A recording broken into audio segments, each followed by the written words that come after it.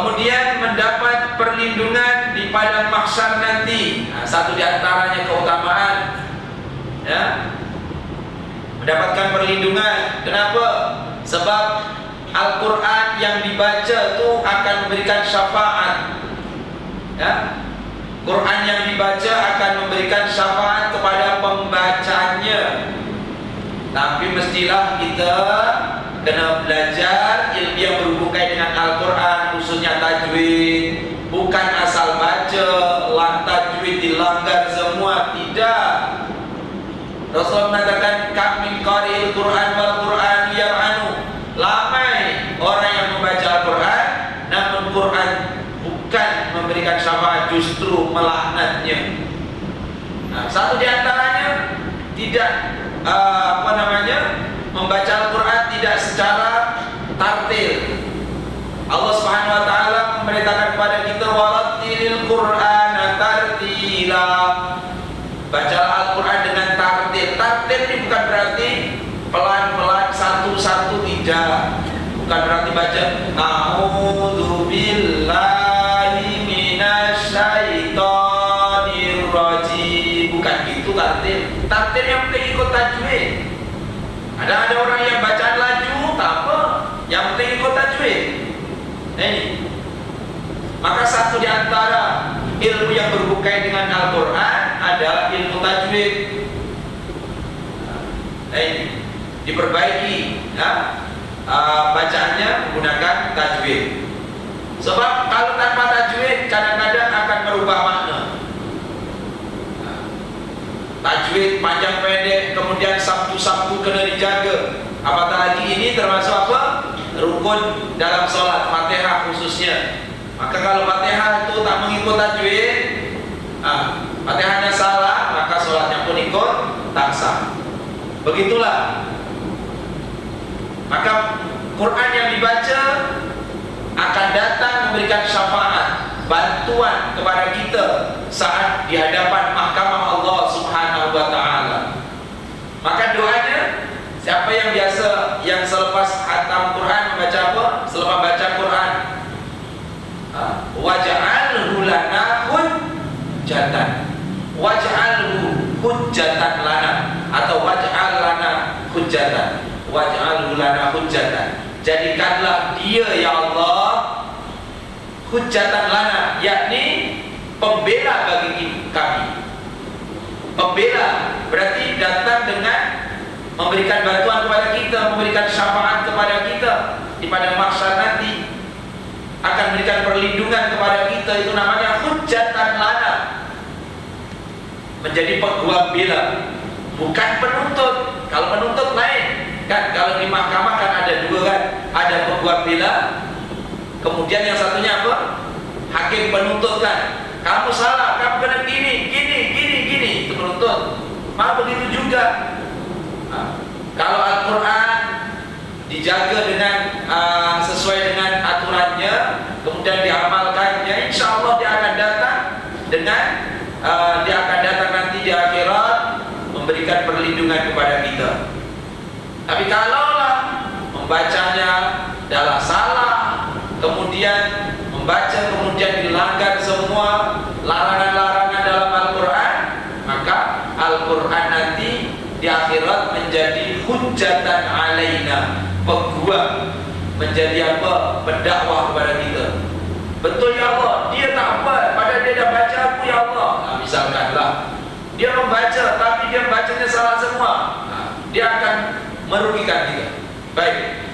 Manakala yang terakhir adalah membaca akan dilindungi daripada godaan syaitan. Biasanya baca apa nih? Kalau nak perlindungan dari godaan syaitan, membaca ayat kursi ke, ini membaca ayat kursi diantaranya lah, ya, supaya dilindungi daripada godaan syaitan dan lain sebagainya. Yang jelas apabila seseorang itu membaca Al-Quran, syaitan akan lari, khususnya ayat kursi ini. Baik. Kemudian masa yang diutamakan membaca Al-Quran bila? Semua masa memang bagus, tapi waktu-waktu yang paling utama untuk membaca Al-Quran diantaranya pada waktu tengah malam sehingga fajar adalah paling utama. Ya. Inna Qur'an al-fajri kana mashhuda. Quran yang dibaca waktu fajar itu disaksikan oleh malaikat. Maka itu waktu yang paling utama. Ya, membaca Al-Quran waktu fajar. Mungkin ada mereka yang sholat tahajud dengan membaca Al-Quran. Setiap rakaat membacanya satu muka surah atau macam mana, ataupun sambil menunggu sholat subuh membaca Al-Quran. Itu di antara waktu yang paling utama. Sebab sulusul lail al-akhir, sepertiga malam yang akhir adalah waktu mustajab doa, waktu yang mudah diterima doa kita oleh Allah Subhanahu wa taala. Manakala yang nomor 2 antara maghrib dan isya, ma bainal isya ini, waktu yang bagus untuk baca Al-Quran di antara maghrib dengan isya, waktu yang paling bagus. Maka itu acara TV pun yang paling bagus antara maghrib dengan isya. Nah, sekarang mana satu yang kuat tarikannya? Sama ada kita tertarik dengan acara TV atau nak baca Al-Quran? Katakanlah dengan cucu kat rumah, okey, abang dah pada homework belum? Dan nek tadi dah habis. Okey, duduk sini dengan nenek baca Quran sama-sama. Tak apa, walaupun ikhram pun tak kisah. Sebab di antara waktu yang istimewa adalah di antara maghrib dengan isya. Maka itu cobaan kita nak menghidupkan waktu di antara maghrib dengan isya ni, cobaannya macam-macam. Ya, cobaannya macam-macam kalau kat rumah, acara TV lah dan lain sebagainya. Padahal kalau nak tengok TV selepas isya pun boleh, boleh. Tapi lepas maghrib begitulah, ya, cobaannya. Baik. Kemudian yang nomor 3 adalah sesudah solat subuh. Ya, solat subuh paling bagus waktu untuk munajat. Ya, untuk bermunajat kepada Allah Subhanahu wa taala sampai sebelum matahari terbit. Nah, ini. Baik. Kita kalau tengok kat sini ada diagram tu, ya. Analogi tingkatan pembacaan Al-Quran setiap malam. Mari dikatakan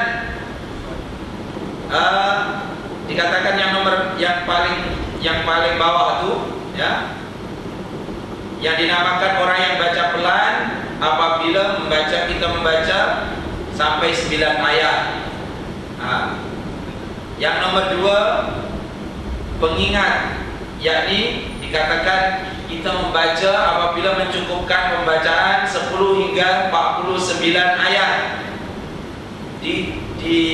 Dikategorikan orang tersebut adalah pengingat, yakni senantiasa mengingat Allah.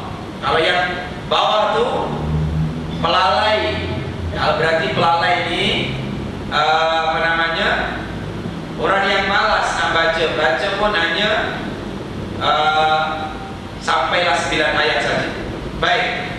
Kemudian atau dikumpulkan, digolongkan menjadi hamba Allah yang pemelihara, yaitu mereka yang membaca ayat Al-Quran 50 ayat hingga 99 ayat. Kemudian setiawan, orang yang senantiasa setia kepada Allah lah. Setiawan ini apabila seseorang itu membaca ayat 100 ayat hingga 199 ayat. Begitulah ketingkatannya. Jadi semakin banyak ayat yang kita dapat, selain pahalanya berlainan, kedudukan seseorang itu di sisi Allah lain.